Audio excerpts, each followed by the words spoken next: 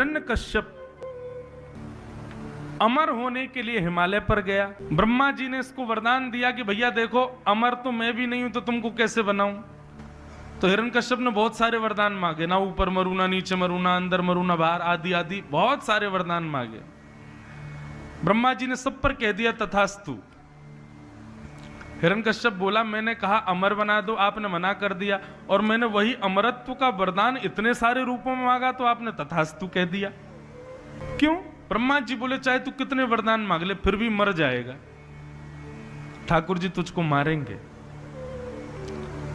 जन्म लिया है तो मृत्यु संग जन्म लेती है हमारे, चाहे हम कितना प्रयास कर लें मृत्यु से बच नहीं पाएंगे। हिरण्यकश्यप जब तपस्या के लिए गए तब इनकी पत्नी सगर्भा थी।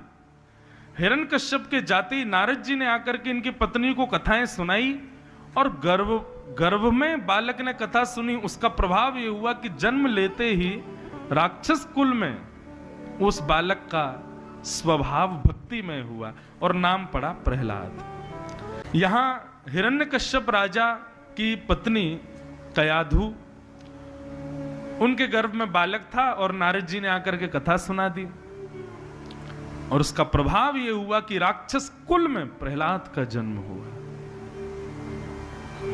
प्रहलाद की आयु 4.5-5 वर्ष की। तब पिताजी हिमालय से लौट करके आए। आते ही कहा ये बालक किसका?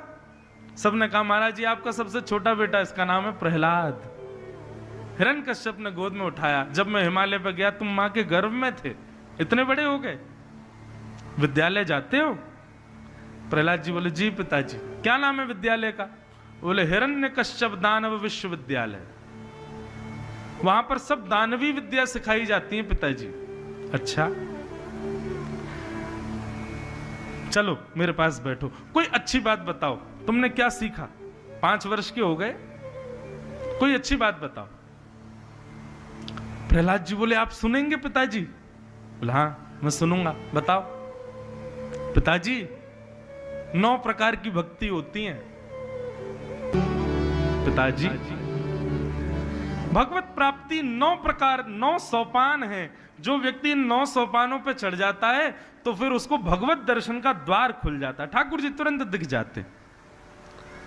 श्रवणम, पहला श्रवण भक्ति, फिर कीर्तन भक्ति, फिर स्मरण भक्ति, फिर पाद सेवन भक्ति, फिर अर्चन भक्ति, वंदन भक्ति, दास्य भक्ति, सख्य भक्ति और आत्मनिवेदन भक्ति। ये 9 प्रकार की भक्ति है पिताजी। ताम्र वर्ण हो गया हिरण्यकश्यप का।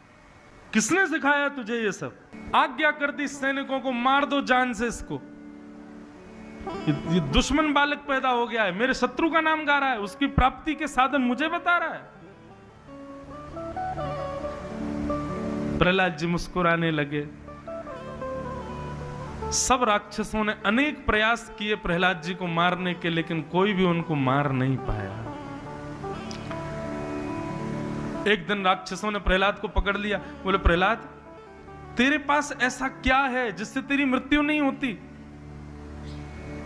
कोई कवच है कि कोई टोना टोटका है, मंत्र क्या है तेरे पास? प्रहलाद जी बोले बता दूं मेरे पास क्या है? बोले बताओ। तो प्रहलाद जी कहते हैं बड़े बड़े हाथी मुझे कुचल नहीं पाए, विष पीकर के भी मैं मरा नहीं, पहाड़ से आपने पटक दिया फिर भी मेरी मृत्यु नहीं हुई, इतना सब करने के बाद भी मैं जीवित हूं। कैसे? बोले महाविपत्ताप विनाशनोयम जनार्दनानुस्मरणानुभाव। बड़ी बड़ी विपत्तियों का विनाश करने वाले जनार्दन भगवान का नाम मेरे पास है जो मेरी रक्षा कर रहा है। सोचो राक्षसों, जिनका नाम मेरी इतनी रक्षा कर सकता है, किसी दिन मेरे ठाकुर जी प्रकट हो गए तो तुम्हारा क्या हाल होगा? प्रहलाद जी के पास कुछ भी नहीं है, आज तक कभी ठाकुर जी को देखा भी नहीं है, केवल नाम। और नाम का प्रभाव, होलिका जल गई लेकिन प्रहलाद जी बच गए। कितनी विषम परिस्थितियों में भी प्रहलाद जी का कोई बाल बांका नहीं कर पाया, केवल नाम का प्रभाव। प्रहलाद जी कहते हैं इसलिए भैया तुम लोग मुझे उत्पीड़न करना बंद कर दो, किसी दिन यदि जिसका मैं नाम गाता हूं उसको क्रोध आ गया ना, तुम सबको खत्म कर देगा वो। ये उनके नाम का प्रभाव है। समझ जाओ, सुधर जाओ, मत करो ये सब। राक्षस नहीं माने, उत्पीड़न करते रहे प्रहलाद जी पर, लेकिन भगवान प्रतीक्षा कर रहे थे ये राक्षसों से नहीं। जिस दिन हिरण्यकश्यप ने खुद हाथ लगाया प्रहलाद को, उसी दिन इसकी मृत्यु। आज प्रहलाद जी कीर्तन कर रहे थे और उनके कीर्तन को सब बालक सुनकर के झूम झूम करके सब बालक भी कीर्तन करने लगे। ध्वनि जैसे ही हिरण्यकश्यप के कान में पहुंची, हिरण्यकश्यप पहुंच गया सब बालकों को किनारे कर करके, और कहां है तेरा हरि? नहीं मानेगा। आज तेरे हरि को पहले मारूंगा, तुझे बाद में मारूंगा, पहले बता तेरा हरि कहां है?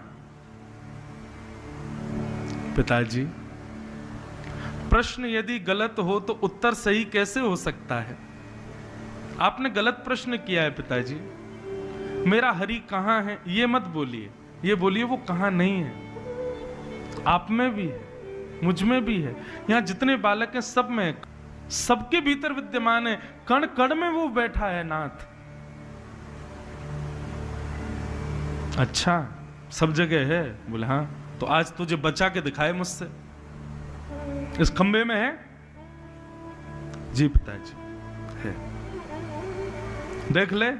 बोले हाँ पिताजी मुझे दिख रहे हैं, इसके भीतर विराजमान है। विश्वास प्रहलाद का, और प्रहलाद की भक्ति में अटल विश्वास, अभूतपूर्व विश्वास।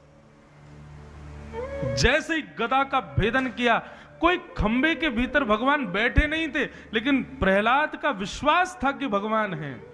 खंब का भेदन करते ही प्रचंड विशाल स्वरूप भगवान नरसिंह प्रकट हो गए। बोले भैया शरीर तो बिल्कुल मानवों जैसा है, लेकिन पंजे बिल्कुल शेर जैसे हैं। बोल बिल्कुल मानवों जैसे रहे हैं, लेकिन बोली जहां से निकल रही है वो मुख बिल्कुल शेर जैसा है। विशाल नेत्र हैं ठाकुर जी के, ये लंबा चौड़ा शरीर। और महाराज प्रहलाद जी के उस भाव से नृसिंह भगवान प्रकट हो गए। हिरण्यकश्यप के साथ युद्ध किया। शाम का समय हुआ, हिरण्यकश्यप को उठाकर अपनी गोद में पटक लिया। हिरण्यकश्यप बोला आप मुझे नहीं मार सकते। भगवान बोले क्यों? मैंने ब्रह्मा से वरदान मांगा। भगवान बोले क्या क्या वरदान मांगे तुमने बताओ? ना अंदर मरूं ना बाहर मरूं। भगवान बोले कहां हो? बोले आपने मुझको द्वार पर बैठा रखा है, ना अंदर ना बाहर। मैंने वरदान मांगा ना ऊपर मरूं ना नीचे मरूं। भगवान बोले तो तुम कहां हो? बोले आपकी गोद में हूं, ना ऊपर हूं ना नीचे। आप फिर भी मुझे नहीं मार सकते, क्यों? मैंने कहा ना दिन में मरूं ना रात में। भगवान बोले बाहर देखना क्या हो रहा है। बोले संध्या हो रही है, ये ना दिन है ना रात। आप फिर भी नहीं मार सकते, क्यों? मैंने कहा ना इंसान से मरूं ना जानवर। तो भगवान बोले हम कौन दिख रहे हैं तुझको? हम इंसान है कि जानवर? बोले आप दोनों का मिक्सचर हो। और बता, आप फिर भी मुझे नहीं मार सकते। मैंने कहा 12 महीने में एक भी महीने में ना मरूं। भगवान बोले 13वां महीना मलमास तेरे लिए ही बनाया मैंने। ये 13वां महीना तुम्हारे लिए ही है। आप फिर भी मुझे नहीं मार सकते, क्यों?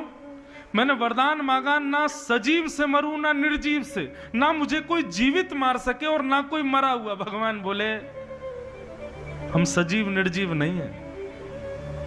और रही बात मुझे फिर भी तू सजीव मान ले, तो ये नाखून जो होते हैं ना, नाखून और केश, ये दोनों सजीव और निर्जीव होते हैं। हम इन नाखूनों से तेरा पेट विदीर्ण करके और तेरे को मृत्यु के घात उतारेंगे। आप फिर भी मुझे नहीं मार सकते, क्यों? मैंने ब्रह्मा से वरदान मांगा कि उसकी बनाई हुई सृष्टि में मैं किसी से ना मरूं। भगवान बोले ब्रह्मा को मैं बनाता हूं, वो मुझे नहीं बनाता है। और महाराज अपने प्रचंड नाखूनों से हिरण्यकश्यप के पेट को विदीर्ण करके भगवान ने उसका वध कर दिया। बोलो नृसिंह भगवान की।